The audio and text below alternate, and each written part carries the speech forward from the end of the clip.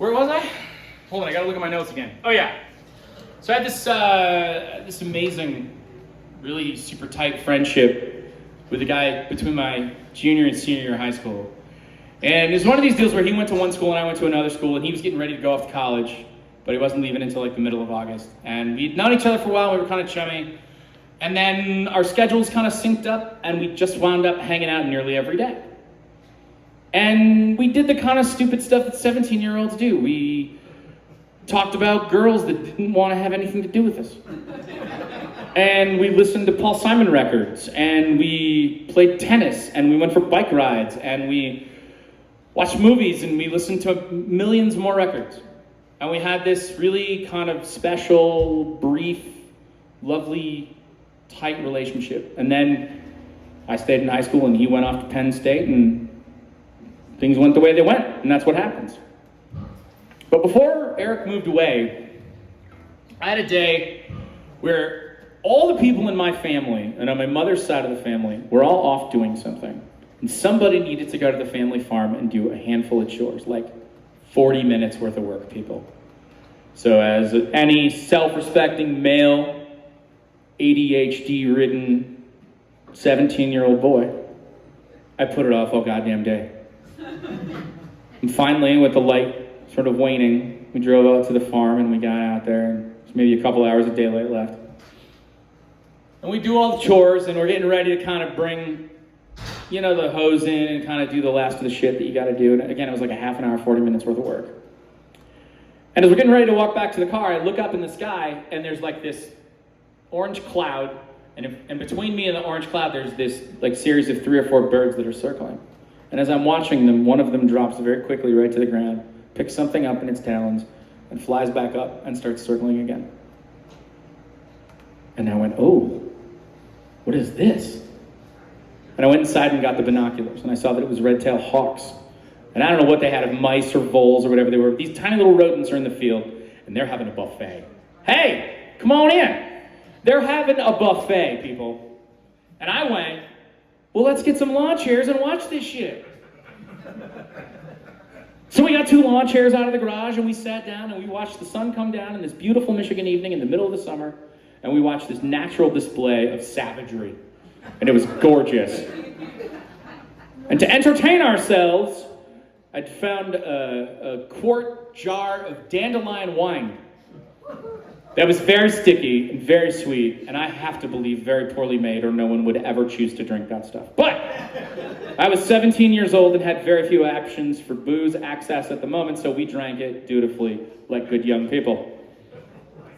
And after the day was over, we drove home. We waited till we were sobered up, people. Don't freak out. We drove home. And then I did what all 17-year-old boys do when they have a magical moment like that. I forgot all about it. And I moved on to the next thing. And 20-some years later, my mom, who had been a teacher at the school where my friend went, called and said, Matt, I have some bad news. Eric died. And I was kind of stunned. I hadn't talked to Eric in over 20 years.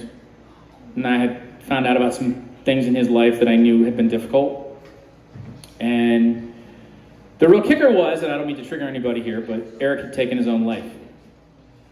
And so when you fall out of somebody's life and then they choose to end it, there is a guilt that comes with that. At least there was for me. And in the midst of that pain and that sort of numbness and not really knowing what to do with that information, that day just showed right up. And there I was sitting in that field with my friend. And we were watching the birds. We were getting a little drunk. And we did nothing for hours except watch nature just do its thing. And there's a wonderful T.S. Eliot quote that I've been sharing as I tell this story every night, and that is that time you enjoyed wasting is never wasted time. I lost my friend. I lost a little bit of innocence. And since then, I've lost my dad, and I've lost other people that I cared about. And the one thing I keep having thrown in my face again and again is how short this goddamn merry-go-round is. Watch the birds. Sit in the sunset. Drink a jar of shitty wine with your friend. Do whatever you gotta do to grab life by the balls and realize you're the one in charge. And when you finally do lose somebody, you'll have something to hang on to. You'll have a moment that you decided to go create because it was important enough to spend the day that way instead of doing the stupid shit you felt like you were supposed to do. So this, my friends, is called Redtail Hawks, and this is for wasted days.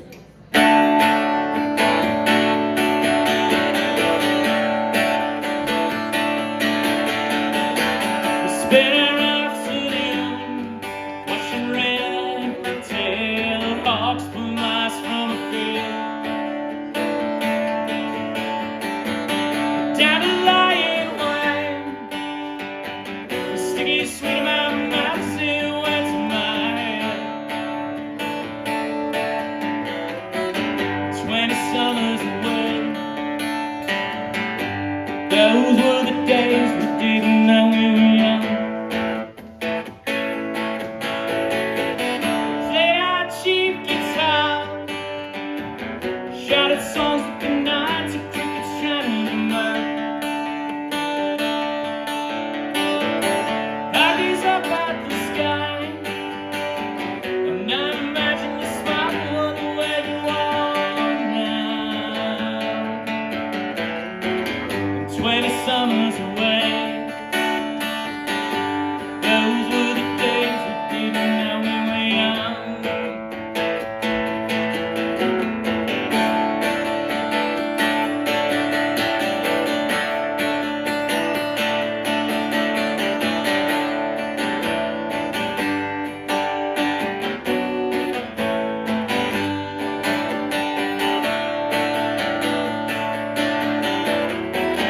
20 summers away, those were the days we didn't know we were young. 20 summers away, those were the days we didn't know we were young.